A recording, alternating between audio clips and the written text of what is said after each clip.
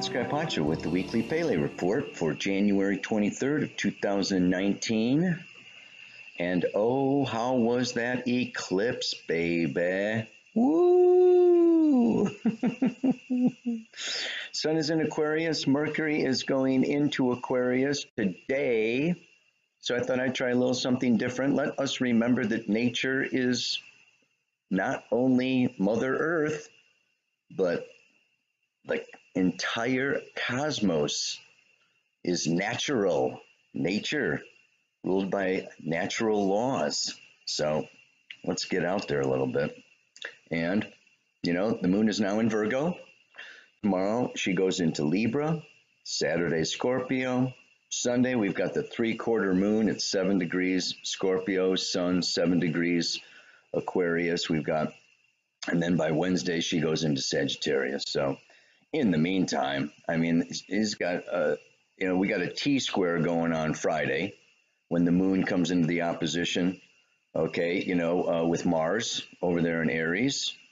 Both of them square Saturn up in Capricorn. Then she moves on, and Saturday she opposes Uranus and comes into a square with Black Moon Lilith, who is conjunct the south node of the moon. Lilith is dipping back into Capricorn just for 4 days, just for the weekend, and she'll conjunct the south node of the moon, Friday, Saturday, Sunday. Monday she goes back into Aquarius. But, we do have a nice, on Friday, Mars trines Jupiter.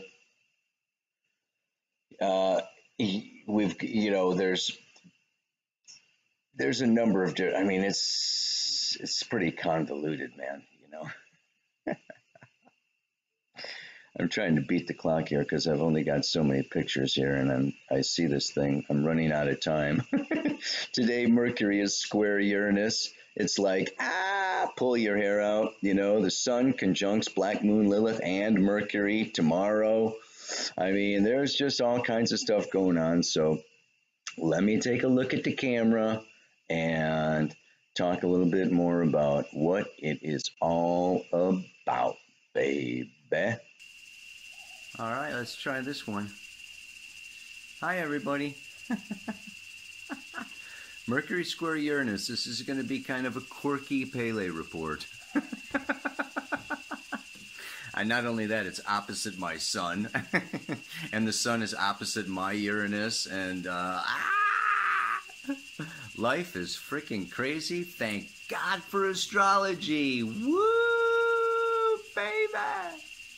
And I don't know what's going to go on now. I don't know if you can hear the cicadas, but they are loud. This is the dry season. The cicadas come out and you can't hear yourself think, much less talk out there in the woods.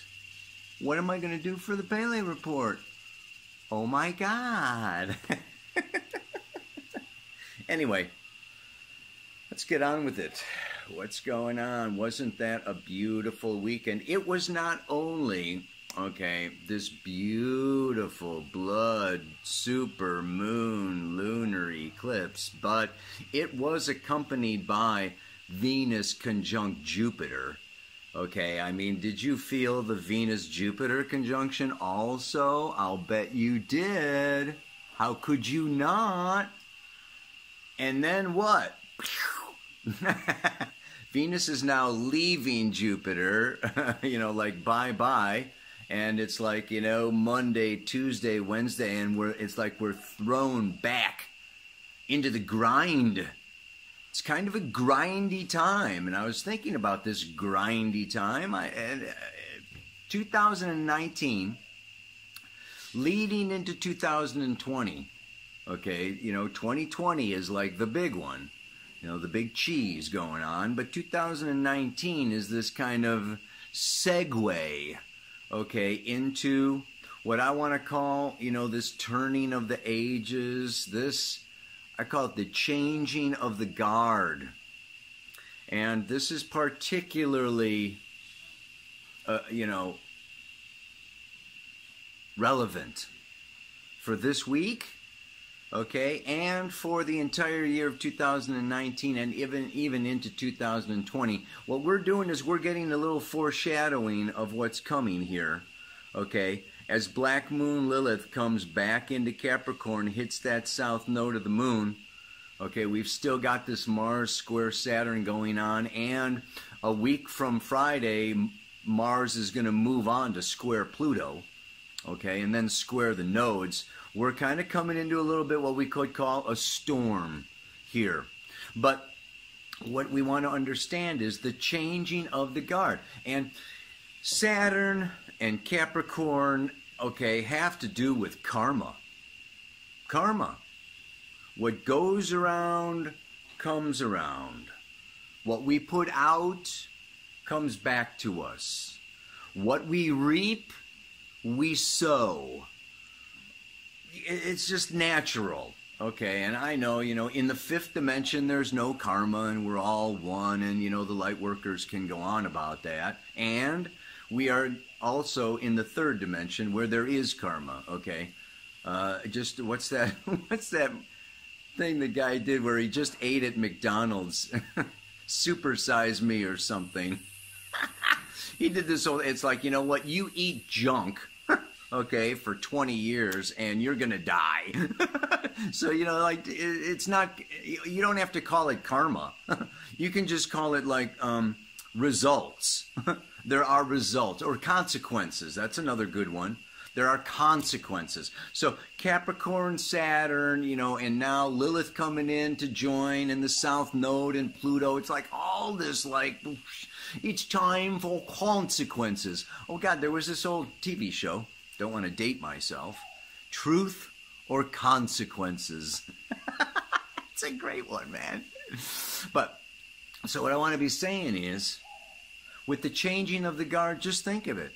The patriarchy has been on guard for thousands of years, okay? And now there's a changing of the guard. So it's like, okay, well, guess what? Time for the patriarchy to, like, retire, set down their guns, and take off their uniforms and go home.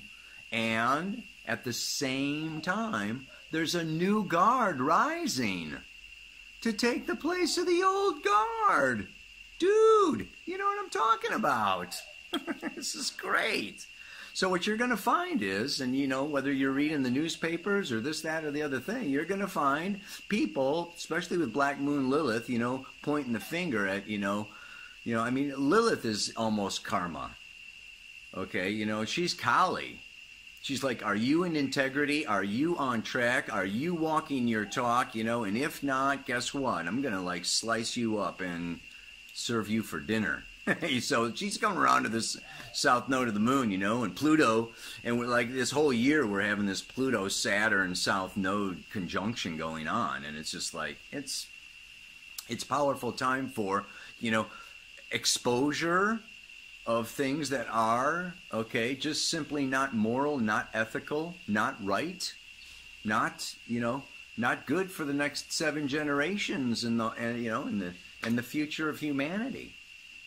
Interesting that, you know, now we're having this economic world summit with all, like, all the richest people in the world coming together to, you know, help solve the world's problems. I mean, I watched some of it. It's like, you know, the intro is like super cool and they sound very nice and lofty, but I don't know. Just read this other thing, you know, that 26 billionaires own the same amount of resources as 3.8 billion people. This is Aquarius. Aquarius is the elite. Aquarius can be the jet set, the elite that is above and beyond and has it all and holds it all and keeps it all and knows it all and you know. But then that's maybe the old Saturn ruled, you know, before they found Uranus, Saturn ruled Aquarius. So Saturn is the co-ruler of Aquarius. We could maybe say that is the old Saturn. Uranus, okay, you know, discovered, you know, in the 1800s, says, all right, you know what, there's a new revolution. level playing field, the future, groups, organizations, new hopes and new dreams. And so it's just like, Uranus comes in and it can go either way. It can really go either way. It really is up to us as humans, as individuals. But I just want to, point out with all of this Aquarian, Mercury, Uranus, it's the technology and the science and the future and the, but the North Node is still moving through Cancer. And the trick here for some of us on a spiritual journey of evolution is to not get lost or overly caught up in the mental stimulation of the screens or the news or the society or and the challenge is to keep the heart open. Keeping the heart open. Remember that eclipse. It wasn't just Venus, Jupiter. Okay? It was an opening of the portal and an inpouring, an influx, okay, of new light, love, energy. And that's what the mantra for this week is about. As all of this other conundrums and chaos and karma is going on around us. That looks great, man. Anyway, the dance of Shiva. It is about walking, through life, walking, through the world and bringing, this light. Now, at the same time, we don't want to just be innocent, naive babies that are vulnerable and open, that we get, arrows in the heart. And, and then it's a cold, cruel world and we retreat back to our, cave or bedroom or bathtub or whatever, But it's like we also need to be, wisdom keepers. And part of that wisdom is knowing when to shine, where to shine, directing our light, okay, and like really being awake and conscious to our surroundings and not just like,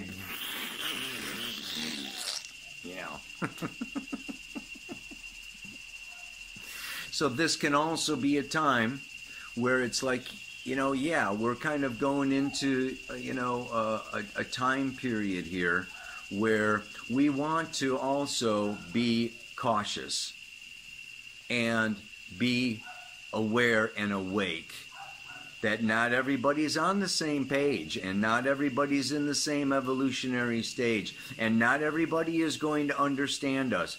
Aquarius can lead to disorientation. It can lead to, craziness, madness. It can lead to a place where I don't feel, understood, and I become, alienated and isolated. We don't need to become alienated and isolated and look at ourselves as, outside or weird or strange. We need to just understand and know, right? The timing, the rhythm. Life is music. And we want to be in the beat. We want to be in the flow. That's what surfing is knowing when and where to hit the drum. When and where to strum the chord. Where and when. I mean, it's just like, this is science in a way. It's beautiful, getting the feel. And this week to me is kind of a feeling of, take that beautiful lunar eclipse and take this beautiful Venus-Jupiter energy into our hearts, hold it there, nurture it, water it, stay soft, stay vulnerable, stay open with the chosen, with your intimate others, with your friends, family, people who, are of the same tribe or the like mind. and know that, you know what, kind of out there in the jungle or the forest, there's, you know, some stuff going on, and just like, let's build, you know, our warm fire in the center of our village here, you know, knowing that as the new guard, okay, as the new paradigm, as the, you know, as 2021, 2022, 2023, you know, we will be coming out, but let's nurture ourselves and be strong so that when we do come out, we come out in unison, we come out together, we come out, you know, in a, you know, in a space of wisdom. And where we can really hold guard, you know. They don't put babies, okay, out on guard, you know. So, you know, we want to balance this Capricorn Cancer nodal axis, okay, with being soft, warm, sensitive, and caring, with also being, okay, objective, clear, and, you know, on track with business. So just as the sun sets on another day and the stars rise into the night, I hold the light deep in my soul, knowing it will again shine bright. The rise and the fall of nations, of people, of bank accounts, everything rises and falls. This too shall pass. So as we face these things, just know, you know, and carry that light within and shine it, you know, where and when and how you are, you know, feeling it and open to it, and don't just spatter and spit it away and waste it. Self-love is going to also have a little to do this weekend with self-containment, as we maybe face, okay, we may deliver some harsh words, we may receive some harsh words. Let's look at this, you know, last thing. Black Moon Lilith is shadow. This is a time of shadow. Shadow is unconscious, unprocessed muck coming up to the surface to be recognized, to be dealt with, heard, spoken, listened to, communicated. So yeah, I mean, this can be a time where, and you just want to be awake and aware that, you know, you're not going to be driven by your unconscious, you know, past fears or whatever of abandonment, loss, neglect, whatever. You know, these are not going to be, you know, the driving my life. I'm going to take hold of that steering wheel, and in consciousness, you know, I am going to bring, you know, peace, patience, and harmony to what would otherwise, can otherwise be a rather chaotic, stressful, and challenging week. There, I said it. Oh, man. Just as the sun sets on another day and the stars rise up into the night, I will carry the light deep in my soul, knowing it will again shine bright. Namaste. Aloha. So much light.